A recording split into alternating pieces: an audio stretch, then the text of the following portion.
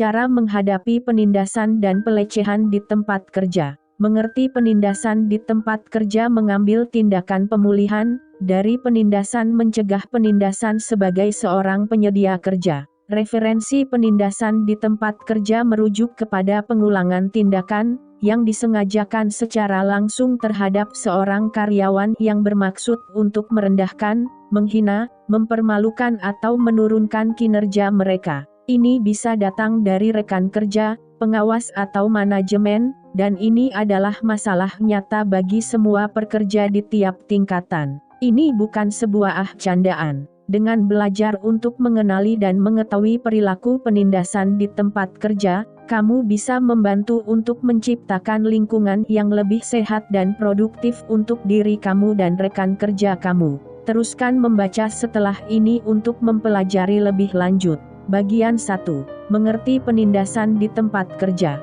1.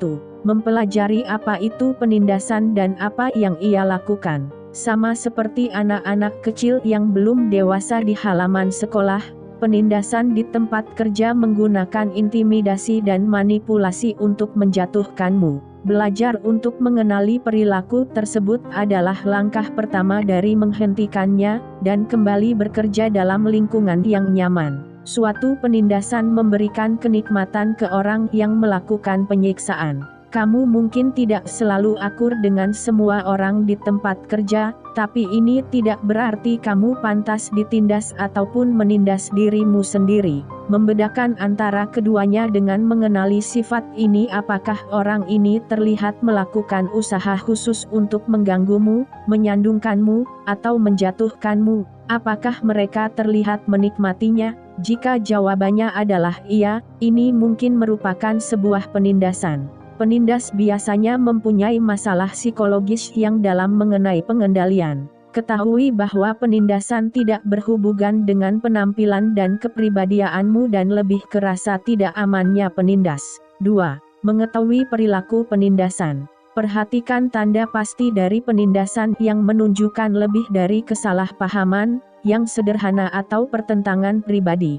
Penindasan di tempat kerja mungkin termasuk berteriak, baik secara pribadi, di depan rekan kerja atau di depan pelanggan, memanggil nama meremehkan atau memberikan komentar-komentar yang tidak sopan, pemantauan yang berlebihan, mengkritik atau mencari kesalahan kecil dari kerjaan orang dengan sengaja, membebankan orang lain dengan pekerjaan, merusak kerjaan seseorang untuk membuat mereka gagal, dengan sengaja menyembunyikan informasi yang dibutuhkan untuk melakukan pekerjaan dengan efisien, dengan aktif menyingkirkan seseorang dari tempat kerja yang normal, atau percakapan di ruang karyawan dan membuat seseorang merasa tidak diterima. 3. Perhatikan tanda di luar pekerjaan yang menunjukkan bahwa kamu adalah korban dari penindasan. Kamu mungkin akan tersiksa oleh penindasan jika kamu di rumah merasakan gejala seperti ini. Kamu mempunyai masalah tidur atau tersiksa dengan mual dan muntah karena kamu takut untuk pergi ke tempat kerja.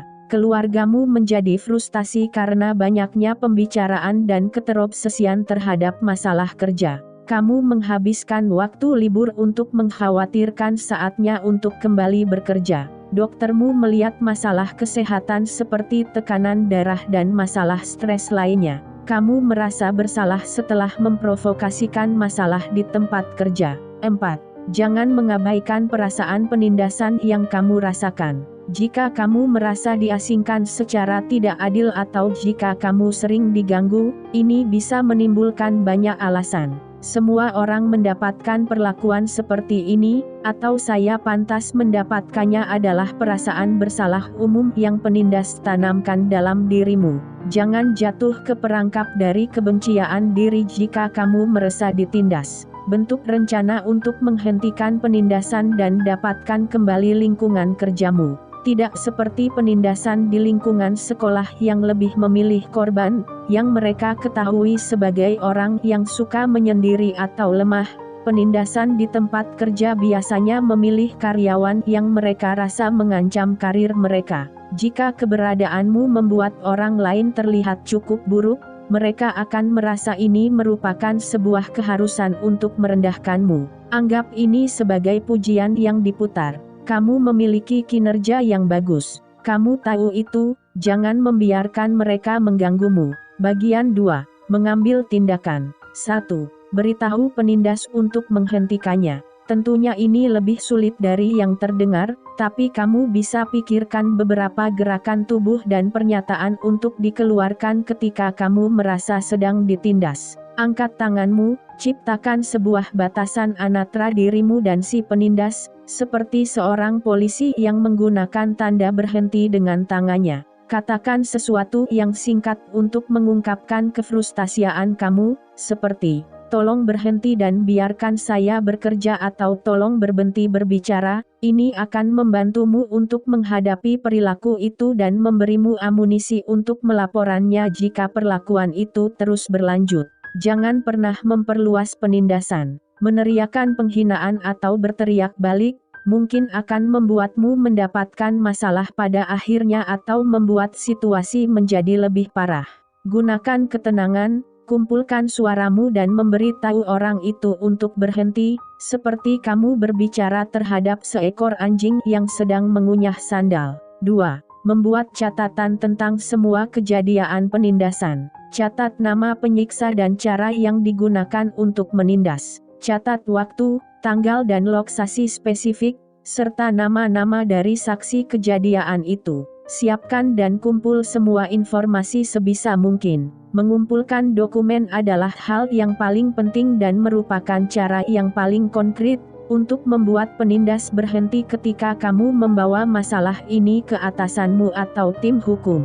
Meskipun kamu tidak yakin bahwa kamu sedang ditindas, menjurnal perasaanmu di diarimu bisa membantumu mengeluarkan perasaanmu, dan mencari tahu untuk dirimu sendiri apa yang sedang kamu perjuangkan. Sebagai hasil dari menuliskan perasaan dan kefrustasianmu, kamu mungkin memutuskan bahwa kamu tidak ditindas atau bahwa kamu pasti ditindas dan perlu untuk melakukan tindakan. 3. Dapatkan saksi-saksi. Konsultasi dengan beberapa rekan kerja kapan saja dan pastikan bahwa mereka akan mendukung kamu dengan menguatkan buktimu. Dapatkan mereka menuliskannya sebagai referensi ke depannya. Pilih seseorang yang bekerja bersama denganmu atau siapapun yang mempunyai meja kerja dekat denganmu. Jika penindasan cenderung terjadi di waktu atau lokasi tertentu, dapatkan saksimu tetap berada di area itu jika kamu menduga bahwa kamu akan disiksa oleh penindasmu.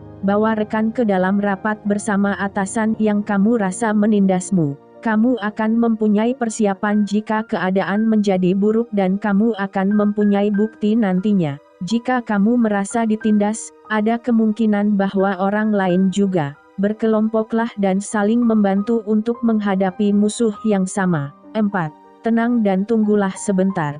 Pastikan bahwa kamu sudah mengumpulkan semua buktimu dan bahwa kamu tenang dan profesional. Berlari ke atasanmu dan menumpahkan segala emosimu akan membuat kamu terlihat cengeng, atau kamu sepertinya bertingkah berlebihan, ketika ada masalah yang lebih besar di tangan. Jika kamu tenang, kamu akan lebih mengartikulasi, membawakan kasus yang lebih baik untuk dirimu sendiri, dan mendapatkan kesempatan yang lebih baik untuk mengubah tempat kerjamu menjadi lebih baik. Tunggu semalam antara situasi penindasan dan laporan kasus ke atasanmu. Jika kamu ditindas di waktu itu atau jika kamu harus menunggu beberapa saat sebelum memberitahu atasanmu, berusahalah untuk menghindari penindasmu. Tetap tenang dan teruskan dengan caramu. Jika kamu merasa penindasan mungkin akan terjadi, kamu akan siap jika itu benar terjadi. 5. Adakan sebuah rapat dengan atasan atau wakil HR. Bawa bukti tertulis, saksi-saksimu dan sampaikan kasusmu setenang mungkin. Latih apa yang akan kamu bicarakan sebelum masuk ke sana dan harus mengatakannya. Buat keluhanmu singkat dan manis, serta isi dokumentasi tertulis apapun yang disiapkan oleh atasanmu untukmu. Jangan menyarankan rangkaian tindakan kecuali atasanmu memintanya. Dengan kata lain, tidak pantas untuk ngomong ke atasanmu dan berkata, "Bruce harus dipecat karena dia menindas saya." Rancangkan kasusmu sekuat mungkin dan dengan bukti yang memberatkan sebisa mungkin. Katakan, Saya frustasi dengan perbuatan ini dan saya sudah tidak ada pilihan, jadi saya rasa Anda harus tahu, biarkan atasan kamu membuat kesimpulan mereka sendiri mengenai rangkaian tindakan selanjutnya. Jika yang menindas kamu adalah atasanmu, hubungi HR atau hubungi atasan dari atasanmu. Ini bukan tentara dan tidak ada rantai komando, bicarakan pada seseorang yang mampu membuat perubahan. 6. Bertindak lanjut. JIK penindasan diteruskan dan itu masih belum terselesaikan dan tidak ada yang dilakukan untuk menghentikannya, kamu punya hak untuk membawanya lebih lanjut atau lebih tinggi, dengan membicarakannya ke manajemen yang lebih tinggi, personil dan bahkan HR, Human Resource. Teruskan sampai keluhanmu ditanggapi dengan serius dan situasinya diperbaiki untuk memungkinkan kamu bekerja di lingkungan yang ramah. Akan sangat membantu untuk muncul dengan berbagai alternatif, sehingga membantu membuat situasi yang lebih baik untukmu.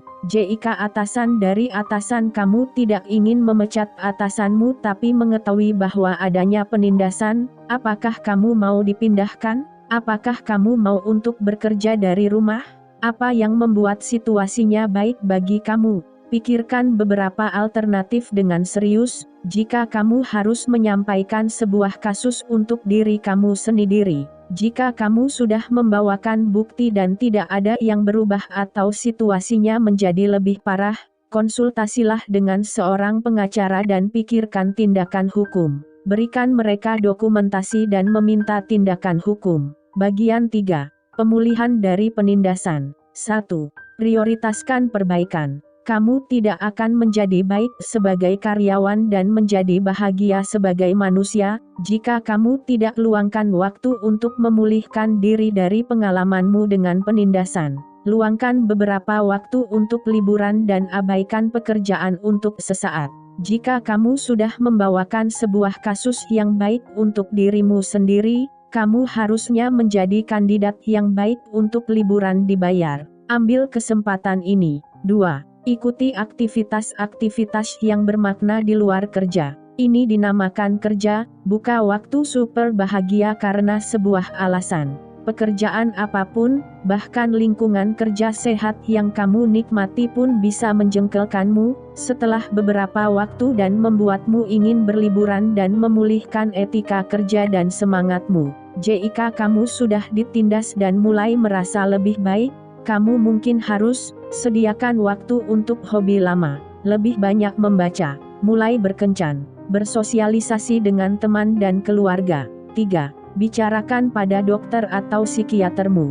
Kamu mungkin memerlukan perawatan yang lebih substansial dari yang bisa kamu kira. Terapi atau pengobatan mungkin dibutuhkan jika kamu telah menghabiskan waktu yang cukup banyak di dalam cengkraman penindasan di tempat kerja. 4. Mengganti pekerjaan. Mungkin bisa seperti itu, meskipun penindas telah ditangani, kamu mungkin akan lebih nyaman untuk mencari kesempatan baru di luar. Jadikan pengalaman ini sebagai kesempatan daripada sebagai kemunduran. Jika kamu tidak senang dengan posisimu di tempat kerja, mungkin mengembangkan keterampilan baru di profesi baru, pindah ke situasi yang berbeda atau hanya pindah ke cabang baru, akan memberikanmu pandangan segar tentang kehidupan dan pekerjaan. Bagian 4. Mencegah penindasan sebagai seorang penyedia kerja. 1. Implementasikan aturan tidak adanya toleransi pada penindasan di bisnismu.